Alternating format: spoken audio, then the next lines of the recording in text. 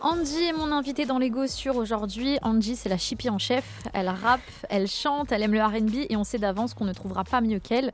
Bienvenue officiellement dans les Gossures. Angie, comment tu vas ? Je vais très bien et toi ? Ça va bien Je aussi. suis contente d'être là. Ouais, moi aussi. Je me disais, mais pourquoi je suis pas dans les Gossures ? Pourquoi moi je fais pas partie des Gossures ? Je suis contente. Si, c'est bon, t'es ma Gossure. Yes.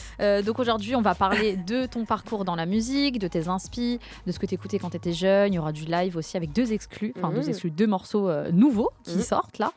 Et je commence tout de suite, je suis un petit peu curieuse. Okay. Ta vie commence en Bretagne. Ouais. Tu grandis là-bas. Comment tu qualifierais déjà ton enfance ? Mon enfance a été très joyeuse. Franchement, j'ai grandi sans manquer de rien. En fait, j'ai grandi dans l'amour. Donc, j'ai 2 petites sœurs et je suis très proche de mes parents. Donc, j'ai vraiment une enfance super heureuse. Et en tant qu'élève, tu es comment à l'école ? Bavarde. Franchement, je suis le genre de meuf qui n'a pas besoin de trop bosser et qui a toujours des bonnes notes. Et tu vois, du coup, je me foulais pas trop, tu vois. Je capte, j'étais un peu pareil. Genre en mode bavarde, mais deuxième de la classe, donc les profs, ils disent pas grand-chose. Genre un jour, on m'a dit en mode, ouais, fais attention. J'ai dit, fais attention. J'ai été première après. Voilà, juste pour que je peux et parler et faire le taf. Donc, ouais, je suis un peu bavarde. Nous, on s'intéresse bien sûr à ta musique aujourd'hui. Comment elle arrive dans ta vie ? La musique, elle arrive dans ma vie par ma mère, qui écoute beaucoup de musique et qui a toujours écouté beaucoup de musique.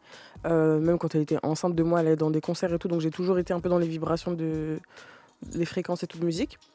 Et ouais, elle écoute tout le temps de la musique en fait, donc je suis née, j'ai entendu de la musique, je suis rapidement allée à des concerts et tout. Donc c'est comme ça, c'est par ma mère. C'est quoi ton premier concert ? C'était Diams.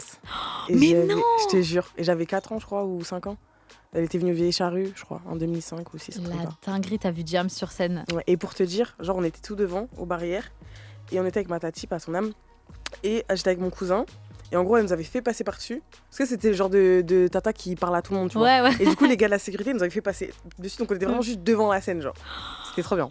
Et t'en as quand même des souvenirs, même si t'avais 4 piges. Je me rappelle, puisque je me rappelle qu'il me porte par-dessus la barrière, et j'étais en mode ah. C'était trop bien. Oh, c'est magnifique, c'est très beau comme histoire.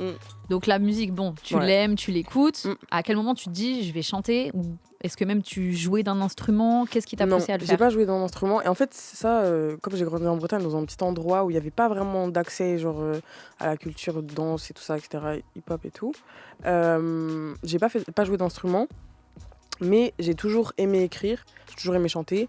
Donc voilà, j'écrivais des histoires, des poèmes et tout. Et jusqu'au moment où j'ai commencé à écrire des chansons, et je peux même te dire quand, c'était, je crois que j'étais genre en CE1 ou CE2. Oh, ouais, non mais quand même c'est super précoce. Ouais, non mais tu sais que c'était un truc sérieux, hein. Genre on avait sport l'après-midi et genre le maître de classe, il avait assis tout le monde en mode NJ a écrit une chanson, il va la chanter. Et genre j'avais 2 copines de classe qui faisaient une choré et tout. Donc j'ai commencé à écrire des chansons super tôt et tout, mais j'ai toujours voulu faire ça, donc même si j'avais pas genre accès à des cours d'instruments ou de chant et tout, j'ai toujours fait mon truc dans mon coin, tu vois. Ok, voilà. Mais c'est important de le rappeler quand même que quand tu viens pas d'une grande ville, pas de Paris et tout, t'as quand même cette vision de dire le métier il est loin, il est loin de fou de ce que je peux réaliser parce qu'il n'y a rien autour de moi qui me donne accès à ce taf-là. Exactement, donc là c'est toi et toi, soit tu cultives le truc dans ton cœur jusqu'à ce que ça fleurisse assez pour que ça sorte, tu vois, ou soit t'abandonnes, mais il faut pas faire ça, faut pas abandonner. Est-ce que t'as pris des cours de chant ? Non, pas encore, mais il faut que je fasse. Pas encore. Mais parce que c'était méchante, celle dans ma ville, du coup, j'ai pas voulu. Non, je peux comprendre. Ouais. Je peux comprendre. Les choses, elles deviennent un peu plus sérieuses pour toi. Vers quelle année tu penses ? Parce que 2020, c'est le moment où tu sors un projet que tu fais maison. Exactement. Et quand ça devient un petit peu sérieux, moi, je dirais quand j'ai sorti L'amour au sang, en vrai. Parce que au début, du coup, c'est le December 8, c'est genre vraiment il y a, je crois, 3-4 peut-être titres qui sont pas dans le projet. Mais sinon, c'est vraiment les tout premiers titres qu'on a fait, tu vois. Donc, ça avait vraiment un truc de on a fait la musique, super, on la sort. Donc, c'était vraiment le début, ça compte pas trop pour moi, tu vois. C'était un peu du backstage, mais bon, disponible sur toutes les plateformes. Mais je dirais que c'était à la morceau. Après, le premier titre, avant qu'on sorte December 8, 1 ou 2, il avait bien tourné sur Twitter, donc j'étais un peu en mode ok, ça. Je vois que ça commence un peu à s'agiter, mais je dirais plutôt la morceau vraiment, où là je me suis dit ça commence vraiment à devenir sérieux. Qui est-ce qui t'entoure au tout début ? Enfin même là on est en 2020, c'est quoi ? C'est le confinement qui fait que tu te mets à fond dedans ? C'est les gens ? En fait, le confinement, moi j'étais à Nantes à cette époque, j'étais à la fac. après j'ai arrêté. Et en fait, mon gars sûr de l'époque, il était à la fac aussi, mais lui, il faisait des prods. Du coup, on avait tous les deux un appart où on avait aménagé un studio. Confinement, Créons on fait ensemble. du son en fait. On a fait du son tout le temps, tu vois. Donc voilà. Donc pas de vrai studio au tout début. Non, au tout début, c'était vraiment genre le salon / cuisine / slash chambre de Tristan, mon ami de l'époque. À quel moment tu te dis je peux en faire mon métier? Alors, je le pense et je le prie toute ma vie, depuis le début, en vrai. Mais quand je me dis que je peux le faire, en vrai, ça a toujours été ma seule option, tu vois. J'étais à l'école parce qu'il n'y avait pas école de chanteuse, tu vois. Mais c'est vraiment mon battement de cœur depuis le début. Donc, j'ai toujours espéré et attendu que Dieu mette un chemin pour moi par rapport à ça, quoi. J'ai l'impression que les choses elles se sont un petit peu accélérées aussi vers 2022, 2023, tu vois, quand tu es au printemps de Bourges, dans les Inouïs. Ouais, grave. Comment les petites, je sais pas les tremplins comme ça t'ont aidé? Ben, moi, ce genre de tremplin-là, je trouve qu'ils sont surtout bien par rapport... parce que ça te fait rencontrer des artistes, en fait. Et ça, j'ai trouvé ça super d'être une semaine avec des artistes où, du coup, en fait, on échange de ouf sur nos expériences et je trouve que c'est grave nourrissant, enrichissant. Donc voilà, et après, c'était de la scène et comme moi, j'adore la scène, c'était trop bien, tu vois.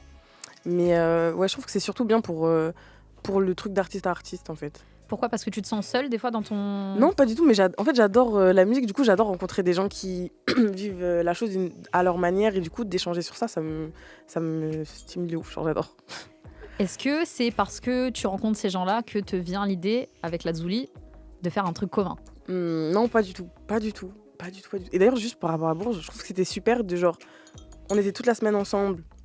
Donc on apprenait à se connaître. Et en fait, à la fin de la semaine, on voyait les gens sur scène, tu vois. Et c'était trop bizarre. Tu sais, c'est comme si genre, tu parles à quelqu'un genre à distance et tu le vois en vrai. Et t'es en mode, oh, c'est pas du tout la même personne. Genre on s'est parlé toute la semaine et en fait, quand t'es sur scène, t'es comme ça, c'est magnifique. Genre, j'ai trouvé ça super. Et du coup, par rapport à la Zouli, pas du tout. Vraiment, avec la Zouli, on a vraiment genre fait du studio ensemble parce que on devenait copines et que en fait, on aime... De la même manière que tu irais faire du shopping avec une de tes copines qui aime faire du shopping, on allait faire de la musique ensemble parce qu'on aimait ça toutes les deux. Et en fait, au bout de 5 sons, 6 sons, on était un peu en mode ça fait un projet pour rigoler. Et après, en fait, on était en mode non, mais on rigole pas, ça fait vraiment un projet. Donc, du coup, c'est comme ça, mais ça n'a pas du tout été prémédité ce projet. C'était pas en mode waouh, la première fois que 2 rappeuses vont faire un truc ensemble. Pas du tout, on s'est rendu compte de ça. Parce que c'est vrai que le projet, il a été vachement vendu comme ça en mode purée. C'est vrai que c'est la première fois qu'il y a 2 meufs qui font un projet en commun. Alors que vous, c'est juste un délire de copines. Vraiment, vraiment pour le coup. On kiffe. Ouais, vraiment. C'est vraiment juste genre se faire la fin, on est en mode mais personne n'a fait ça. Oh, personne n'a fait ça. Ah personne n'a fait ça, on a fait ça, voilà. Mais c'était pas du tout, non, c'était pas, on n'avait pas du tout pensé à ça. Comment ça se passe justement une séance studio avec Angie? Alors, déjà j'aime pas quand il y a beaucoup de gens. Parce que, je sais pas, j'ai besoin d'être avec le moins de parasites possible, tu vois. Donc comment ça se passe? Moi j'aime bien raconter ma vie à la personne avec qui je studio. Genre les producteurs avec qui je taffe, ils connaissent beaucoup de choses de ma vie. Genre on se raconte plein de secrets et tout comme ça. Tu vois, on est plus... Attends, je ça. C'est ces bracelets, pour ceux qui écoutent. Ouais, les grelots, là c'est pas le Père Noël, c'est vraiment juste... font du bruit. Voilà, désolée, je les enlève. Du coup, ouais, j'aime bien discuter, genre apprendre à en savoir sur la personne. Parce que la musique, c'est précieux quand même pour moi, tu vois. Donc, j'ai pas envie, genre, d'arriver, de poser un couplet que j'ai déjà écrit et sur une prod que la personne a déjà faite, tu vois. Donc, j'aime bien qu'on partage des trucs un peu. Et comme ça, inconsciemment, si je raconte une histoire d'amour, et le producteur, il va partir dans un truc un peu soit cool par rapport à l'amour, par rapport à ce que j'ai dit, ou tu vois, un truc plus énervé. Donc, j'aime bien. Je trouve que ça nourrit... Ça nourrit tout le monde. Donc, du coup, j'aime bien discuter et boire beaucoup d'eau et faire câlin aux toilettes, du coup, comme tout à l'heure. Et j'ai mon petit carnet. Et à chaque fois que je sors mon petit carnet, on est en mode oh là là, mais t'écris sur papier. Et ouais, j'écris sur papier. Je suis addict au carnet, j'ai plein de carnets et j'écris tous mes textes dessus. Oui, c'est vrai que maintenant, tout le monde écrit d'habitude dans les notes du téléphone, des trucs comme ça. Je suis assez comme toi, même pour faire des to-do list et tout, je suis grave c'est mieux. Papier, stylo. Joli stylo, j'ai un stylo avec un petit diamant, il est trop beau. J'en étais sûre. C'est exactement comme ça que je t'imagine. Le carnet avec le stylo et le pompon au bout. Ouais, j'en étais sûre. Je savais. Je rêve, c'est flagrant. Mais là, je suis plus en chef. En fait. C'est exactement ce que j'imaginais. Est-ce que dans ton écriture, il y a encore un peu de pudeur où tu arrives à délivrer absolument tous tes sentiments? Parce que c'est vrai que tu parles d'amour, tu parles de trucs super personnels. Maintenant, j'ai l'impression que maintenant, en vrai, j'arrive à tout dire. J'arrive à tout dire parce que je me suis rendu compte que en fait, au-delà du côté musique et du côté genre artistique, et tu vois, la musique, moi, ça a été souvent, quand ça a été des sons genre d'amour et tout, ça a été souvent des choses que j'ai pas pu dire à la personne dans une conversation, tu vois. Donc ça veut dire que là, je peux pas me censurer alors que c'est ma seule façon de m'exprimer. Tu vois ce que je veux dire ? C'est-à-dire que le Coco, quand il écoute la chanson, il sait tout ce que je voulais dire. Tu vois, quand tu me touches, il y a tout qui bouge. Là, je suis pas en train de dire oui, en fait, non. Tu vois ce que je veux dire ? Genre, je suis arrivée à un stade où j'arrive à tout dire et j'essaie tu vois, de romancer toujours tout, faire un peu de poésie, tu vois, mais j'ai l'impression que j'arrive vraiment à dire les choses cash maintenant. Tu racontes en tout cas très bien tes relations amoureuses. Est-ce qu'il y a un son qui a été plus difficile qu'un autre à faire ? Plus difficile qu'un autre, j'ai l'impression que le plus précieux ou le plus dur, c'était Récompense, parce que je l'ai pas écrit d'un coup. Et en fait, là, pour le coup, c'est vraiment tout ce que je ressens. Genre, vraiment, je pense que je pouvais pas mettre plus à plat ce que je ressentais, tu vois, que c'est sur celui-là. Et c'est vrai que ça a été un peu dur, parce qu'en fait, j'écrivais. Après, je lisais, je me disais, c'est horrible ce que t'écris. Et après, je réécoutais, j'étais en mode, c'est horrible. Mais c'est très beau, par contre. Horrible dans quel sens ? Genre super triste ? Ouais, voilà. Bon, tu me fais de la peine un peu, mais bon, force à toi. Mais c'est moi, donc c'est un peu chiant. Mais ouais, celui-là, et un autre qui est pas sorti, qui s'appelle Si tu me laisses aussi. J'ai un deuxième couplet qui, justement, où je dis tout. Et en vrai, il m'a fait du mal. Genre, quand je l'ai réécouté, j'étais vraiment en mode, c'est un peu une dinguerie. Genre, il me fait vraiment de la peine. Genre, get out. Genre, get up. Mais par contre, du coup, ça fait partie de mes morceaux préférés parce que c'est les plus purs, tu vois. Les plus personnels. Ouais, exactement. Vous écoutez toujours Move, l'émission Lego Sûr, avec notre invitée aujourd'hui, c'est Angie. On a parlé de son début de carrière, de comment elle crée la musique, et on a écouté surtout 4 morceaux de toi.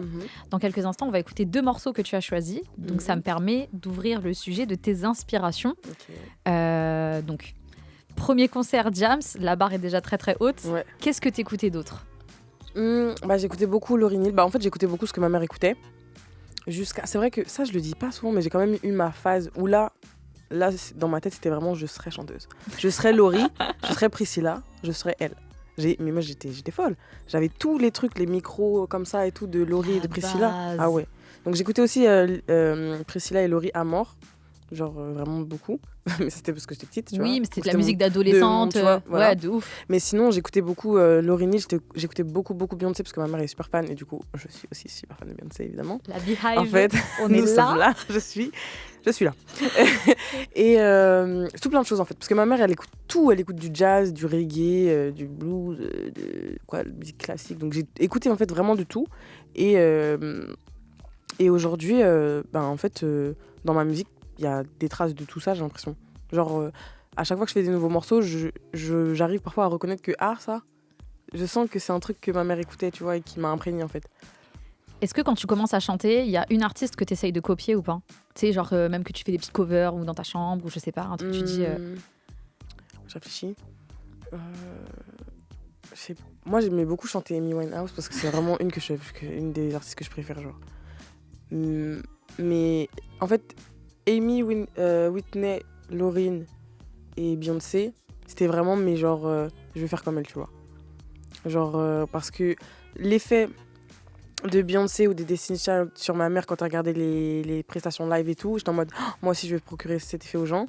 Lauryn Hill, depuis aussi loin que je me rappelle, en fait, sa voix, elle porte tellement de choses, c'est-à-dire que le grain de sa voix, ça te fait quelque chose. Ce qu'elle raconte, ça fait quelque chose. Sa prestance, elle fait quelque chose, tu vois ce que je veux dire ? Elle dégage tellement de choses. Et ça m'a chamboulée depuis le début, tu vois. Et c'est pour ça que je porte de ouf de l'importance à l'écriture et que j'aime autant écrire parce que j'ai toujours été en mode, c'est fascinant de réussir à transmettre autant de choses, à écrire aussi bien, à décrire aussi bien, à ce que autant de gens se retrouvent dans tes paroles, tu vois.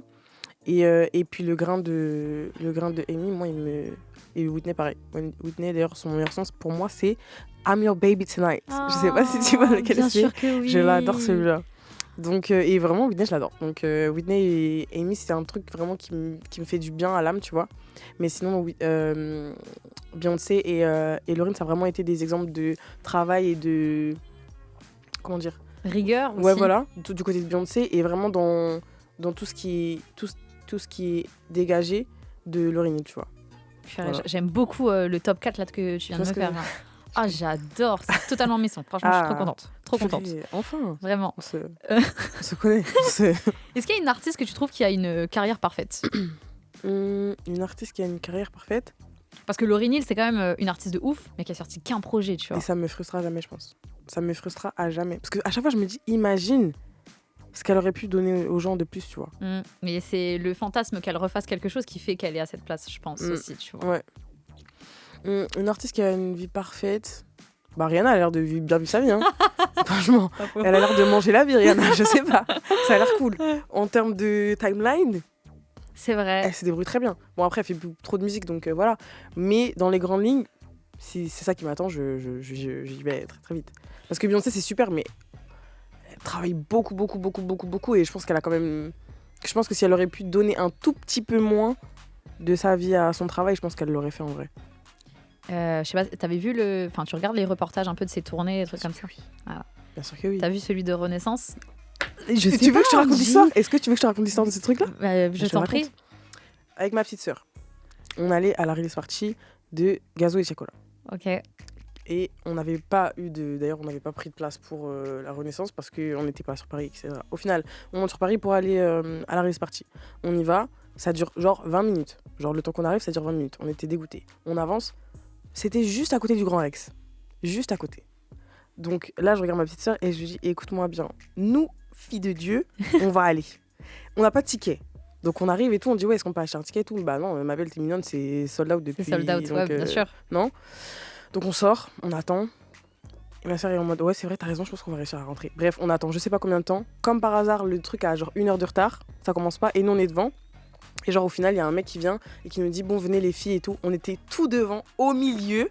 On n'a pas payé, on a passé ce moment ensemble, on n'était pas venus là pour ça, donc on a fait et la release party de Chaco et Gazo et Renaissance.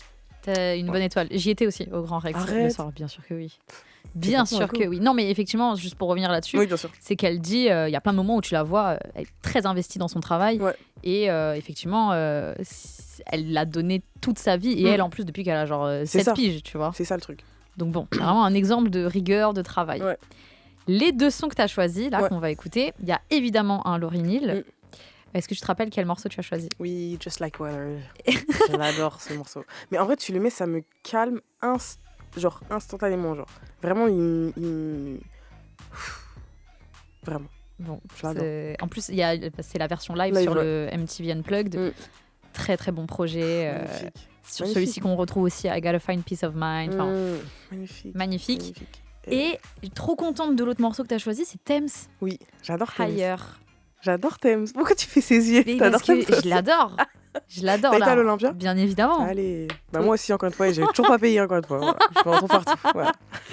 Donc ouais, le fameux morceau où elle avait fait une version live et c'est le refrain de la version live qui a été utilisé après sur le morceau de Future. Donc voilà. Un exemple aussi d'une personne qui écrit super bien, comme tu disais. J'adore. Ouais. C'est chargé d'émotions. J'adore. Vous écoutez Les Gossures, on est toujours sur Move avec Angie qui est mon invitée aujourd'hui. On a parlé de son début de carrière, de ses inspi, de Lauryn Hill, de Thames, de Beyoncé, de Whitney Houston. Bref, on est un petit peu chiante là. Toutes les Gossures. Voilà. Mais on va bientôt s'installer pour du live avec 2 morceaux tout neufs, tout beaux que vous avez peut-être jamais entendus et c'est tant mieux. Mais il faut savoir avant ça que Angie, t'as fait quand même pas mal de premières parties dans ta carrière. Chacola, Iseut aussi, Medine, Kalash Criminel, c'est quand même super varié. Luigi, t'es super. Comment tu vis l'expérience première partie? C'est trop bien, parce que c'est toujours intéressant de voir comment le public de quelqu'un reçoit ta musique. Genre par exemple, quand j'ai fait la première partie de Medine, je l'ai fait 2 fois, c'était super d'ailleurs. La première fois j'étais un peu en mode mais est-ce que son public il va bien m'aimer et tout, et en fait ils ont adoré, genre c'était trop mignon, genre j'ai passé un super moment à chaque fois, et en fait moi j'adore les premières parties parce que c'est trop bien, c'est trop bien. Tu vas pour voir même en tant que spectateur, moi j'adore les premières parties. Tu vas voir un artiste et puis tu découvres quelque chose d'autre et peut-être tu pars et t'es genre marqué parce que l'artiste que t'es venu voir tu le connais et en fait ça se trouve t'es marqué par la première partie que t'as découvert, tu vois. Et du coup moi je suis toujours reconnaissante de pouvoir faire la première partie des artistes, surtout quand c'est des artistes que j'aime, parce que là j'ai fait la première partie de tous les artistes que j'aime. Donc c'est trop bien. Est-ce que la scène te stresse? Est-ce que tu te sens à l'aise sur scène? La scène c'est vraiment mon truc préféré. Je pense que même au-delà de la musique, ce qui me fait vibrer, c'est vraiment d'être sur scène, tu vois. Parce que là, c'est le réel, c'est avec les gens. direct. Et j'adore ça. Être sur scène, faire le show, faire la chipie, faire des petites blagues, raconter ma vie, j'adore. J'adore. Est-ce que tu as des rituels? Parce que toutes les stars que tu as citées tout à l'heure, avant de monter sur scène, quand tu regardes leur DVD, frère, on est en ronde, on fait une petite prière. Voilà, on fait un truc. Toi, c'est quoi ton truc? Moi, je prie aussi. Mais j'ai pas encore tout le crew, tu sais, toutes les danseuses et tout, pour tenir la main et réciter la prière, mais bientôt, j'espère. Mais moi, je fais une petite prière. Et là, quand je suis en tournée avec Lazuli, juste avant de monter sur scène, on se fait un gros câlin avec Yasmine aussi, qui est sur scène avec nous. Et puis, on se donne toutes nos meilleures ondes et puis on prie. C'est beau. C'est très, très beau. As-tu une salle de rêve, une salle que tu vises, que tu te dis un jour je la ferai? Le Stade de France, mais en fait j'ai appris que le son n'était pas super. Mais depuis que je suis petite, je me suis dit un jour je ferai un Stade de France. Donc juste pour ça je le ferai. Mais du coup je sais pas, j'ai envie de faire tous les scènes moi. J'ai envie de tout faire.